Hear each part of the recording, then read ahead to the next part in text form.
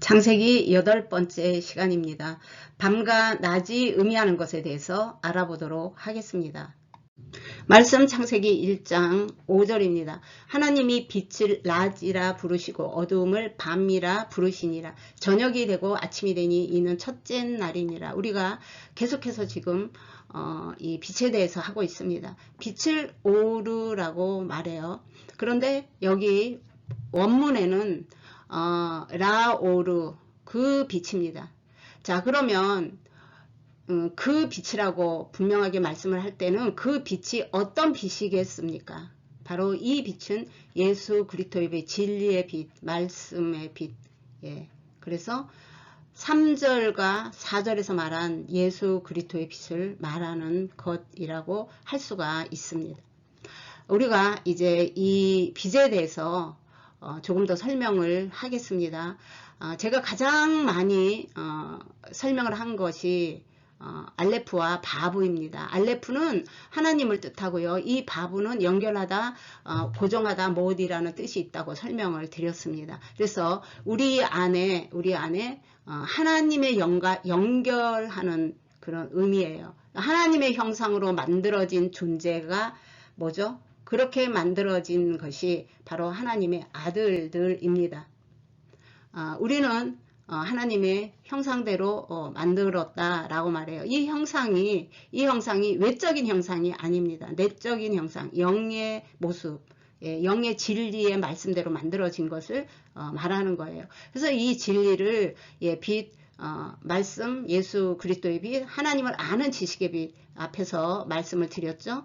처음 들어오시는 분들을 위해서 자, 진리는 생명의 빛, 하나님의 본체라고 말씀을 드렸었습니다. 바로 요한복음 8장 12절에 가면 예수님이 자신을 이렇게 소개합니다. 나는 세상의 빛이니 나를 따르는 자는 어두움에 다니지 아니하고 생명의 빛을 얻으리라 라고 말합니다. 자, 이 생명의 빛을 얻으면 어떻게 되겠습니까? 예, 천국에 가는 거죠. 구원을 받게 되는 것을 뜻한다는 것은 누구나 다 알 수가 있습니다.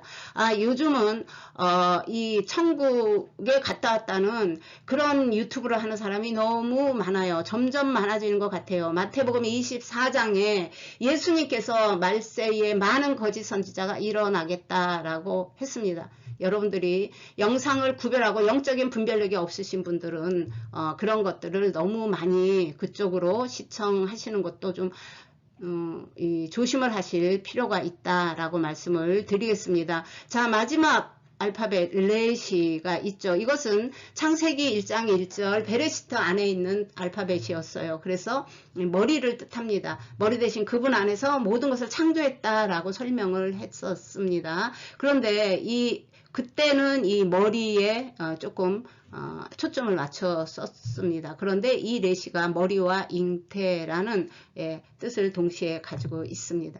바로 이번 시간에는 이 잉태에 대한 설명을 좀 하면 자, 창조주의 생각을 잉태하는 것, 우리 머리가 예수 그리스도의 생각과 뜻을 잉태하는 것, 무엇을 말하는 거죠? 창세기 서부터 계시록까지 성경 66권이 우리 안에서 다 이 수납이 되고 그리고 그 말씀대로 우리가 살아가는 사람이 되었다는 거예요. 그것을 이제 잉태했다 라고 말할 수가 있는 것입니다. 그래서 이 머리는 인체 중에 가장 중요한 기관이죠. 하나님의 영적 요소들을 배우고 그리고 수납하고 이해하고 해서 내가 내 자유의지로 그것을 또 받아들이고 해서 하는 것이 잉태하는 거예요. 잉태하여 삶 속에서 해산하는 것을 빛이라고 말할 수가 있습니다. 결국 빛이 우리 안에 들어오면 하나님이 어떤 분인지를 깨닫게 해주죠. 그렇게 깨달은 사람들이 그 빛을 증거하는 사람이 되는 거예요. 그것이 예수님의 제자이고 하나님의 백성이라고 할 수가 있는 것입니다. 그래서 이 빛을 뭐라고 불렀다고요? 낮이라고 불렀다는 거예요. 우리가 이름이 있기 전에는 그 아기를 그냥 아기죠. 그러나 이름을 부르면 이름을 지어서 부른다고 해서 그 존재가 바뀌는 것은 아니에요. 그렇죠? 그래서 이 빛이 낮이라는 거예요. 예, 그래서 욤이라고 불렀다는 것입니다. 그래서 이 낯을 빛과 동일하고 이것은 생명이다 라고 말씀을 드릴 수가 있습니다. 자, 이제 이 하나님의 빛을 낮이라 부르고 어둠을 밤이라고 불렀다를 이 원어적인 관점으로 해석을 하면요. 그리고 하나님께서 그 빛을 향하여 부르셨다. 욤, 예, 낮이라고 불렀다는 거예요. 그 원어에는 이 항상 바브가 붙는다. 예, 일곱째 날까지 그렇게 연결이 된다라고 앞에 설명을 드린 거 기억하시죠? 그래서 예, 바이크라로 시작을 합니다. 그래서 항상 바브가 붙어 있어서 그리고 그러니까 이게 그 일곱째 날까지 같은 얘기를 하고 있다라고 말씀을 드렸었습니다.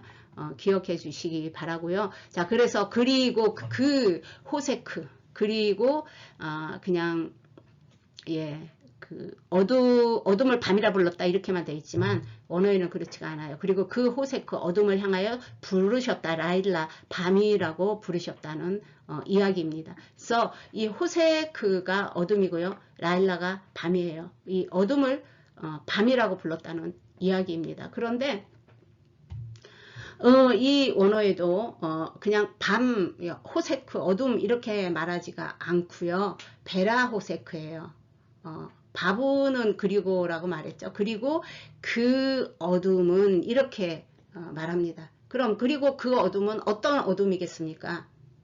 예, 이 어둠은요. 창세기 1장 2절에 공허와 혼돈과 흑암에 바로 그 어둠을 말하는 거예요. 그 어둠을 뭐라 그랬다고요? 이제 밤이라고 하나님께서 가르쳐주고 있는 거예요. 그렇게 부르겠다는 것이에요. 같은 얘기라는 것이죠. 그래서 이 예수님이 없는 것이 어둠이에요. 밤입니다.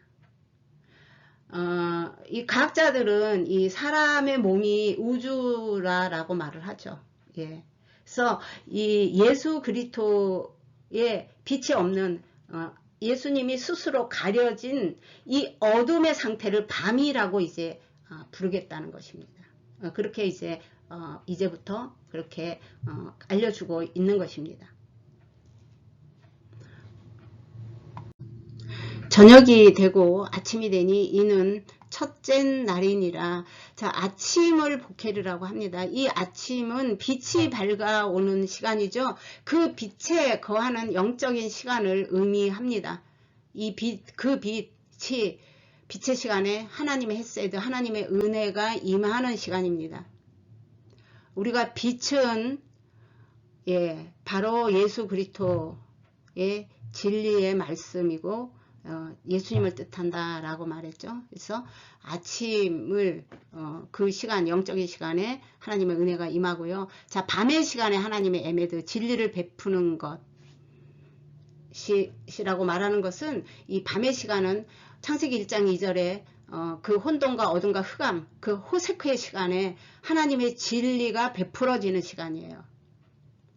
그래서 이 저녁, 이 어둠을 이 밤이라고 부르는 이 시간에 그 어두운 상태에 있을 때 하나님의 진리의 빛이 비추지 않으면 아무도 진리 가운데 거할 수가 없습니다.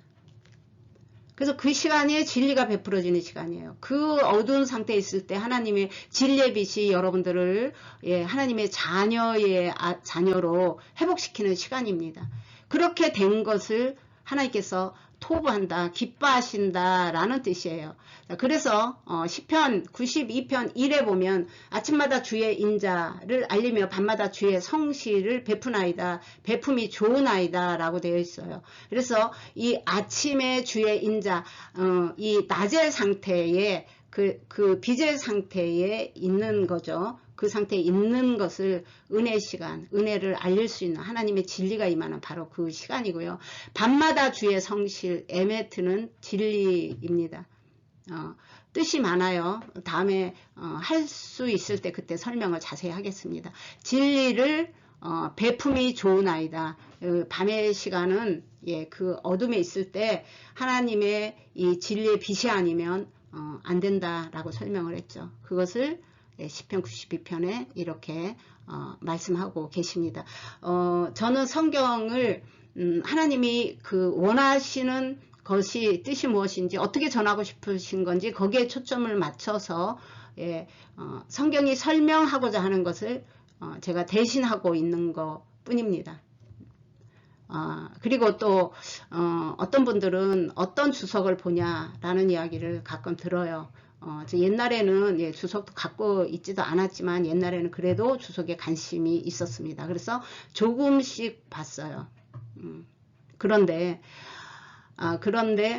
지금은 안 보는 건지 보지 못하는 건지는 모르겠어요. 지금은 히브리어로 성경을 연구하고 있기 때문에 성경이 그쪽으로 열리고 있다라고 말씀을 드릴 수가 있습니다. 그래서 이 토부는 선하다, 좋다, 훌륭하다, 보기 좋다, 아름답다 라는 뜻을 가지고 있어서 그 밤의 상태인 그 심령이 이 진리의 빛으로 회복이 되는 것을 하나님 보시기에 좋아한다 라는 뜻이 되는 것입니다. 그래서 여기에 이제 에하드가 있죠. 에하드, 욤. 근데 히브리 성경은 항상 오른쪽에서 왼쪽으로 읽습니다. 그래서 욤 에하드예요. 그래서 날 하나가 되는 것입니다. 그래서 이 하나를 설명을 좀 드리면요.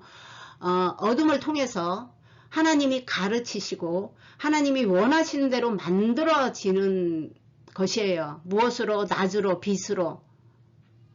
그래서 이 어둠이 예수 그리스도가 가려진 거, 예수 그리스도가 없는 거, 그 빛이 가려진 거, 이것을 어둠이라고 표현하는 것이지, 이것을 지금 여기서는 이렇게 나쁜 그런 뜻은 아닙니다. 하나님이 이렇게 회복하시겠다는 거 설명하는 그 상태예요. 이렇게 되었다. 그래서 하나님을 호흡해서 여호와를 담는 것, 그것이 빛이에요. 그래서 빛이 되는 거예요. 낮이 되는 거예요.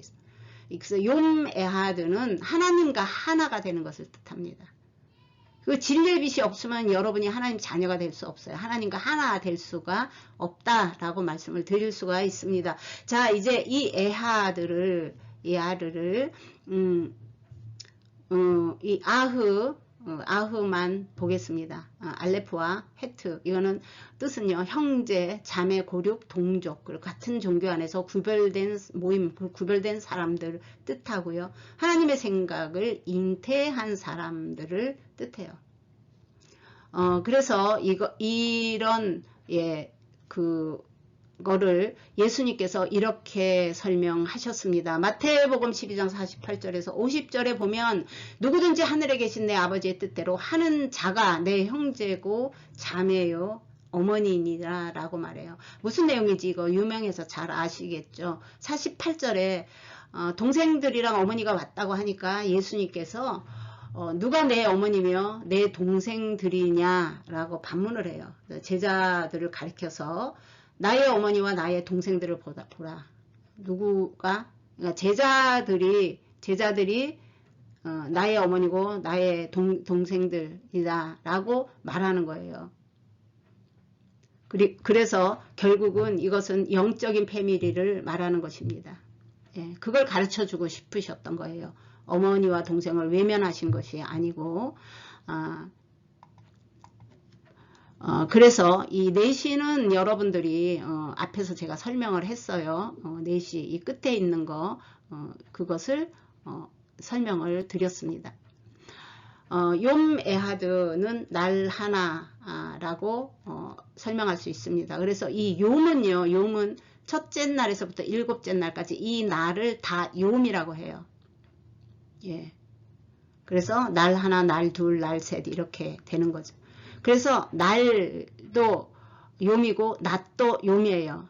빛을 낮이라 부르고 또 이 날도 욤이라고 부릅니다. 생명을 말하고 있는 것을 뜻하는 것입니다.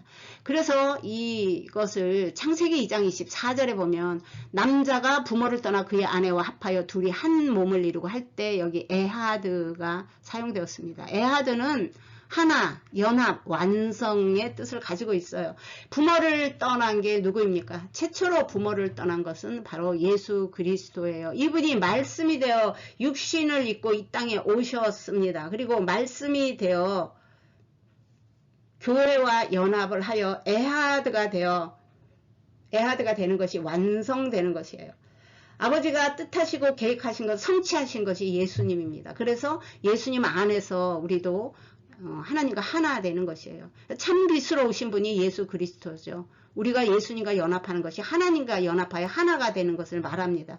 예수님께서 아버지와 내가 하나이니 저들도 하나 되게 해주십시오 라고 할 때 저들끼리 하나가 아니라 저들도 모두 다 하나님과 하나 되기를 기도했던 것입니다. 저녁이 되고 아침이 되니 이는 첫째 날이니라. 이것을 해석을 하면요. 그리고 그것이 있었다 저녁, 그리고 그것이 있었다 아침, 이렇게 된다라고 할 수가 있어요. 여기서 이제 에하드를 한 번 더 설명을 하겠습니다. 하나님과 하나 되는 것이라 그랬잖아요. 어떻게 하는 것이 하나님과 하나 되는 것이냐면 하나님의 말씀과 진리대로 우리가 채워져서 영적인 그런 상태로 하나가 되는 거예요. 그리고 하나님의 속성과 영적 요소들로 우리가 만들어지는 것이 하나님과 하나 되는 거예요. 말씀의 진리로 채워지는 거. 그리고 이제 또 하나는 우리가 이제 첫째 날을 했습니다. 이게 일곱째 날까지 이어지는데 첫째 날, 둘째 날 하니까 우리 개념으로 이 숫자적인 개념으로 생각하기가 쉬워요. 그렇죠? 그러나 이게 숫자는 아닙니다. 이 모세오경이 썼을 때는 기원전 약 1400년 경이에요. 그때 숫자가 없었습니다. 그 후에 약 이제 600년 경에 인도에서 이 숫자를 만들었어요. 이게 이제 13세기부터 아라비아 상인들이 이게 너무 좋은 거예요. 이 숫자가 자기가 거래하는 거래처하고도 이거를 이 숫자를 가지고 거래를 하니까 너무 좋아서 이제 거래하는 사람들에게 이 숫자를 가르쳐주고 그래서 퍼져나가기 시작했습니다. 이 동양예는 19세기부터 중국과 이 동양에서 쓰이기 시작했는데 이 아라비아 상인들을 통해서 이렇게 퍼져나갔기 때문에 이것을 아라비아 숫자라고 하게 되었다라고 할 수가 있습니다. 이번 영상은 여기서 마치겠습니다.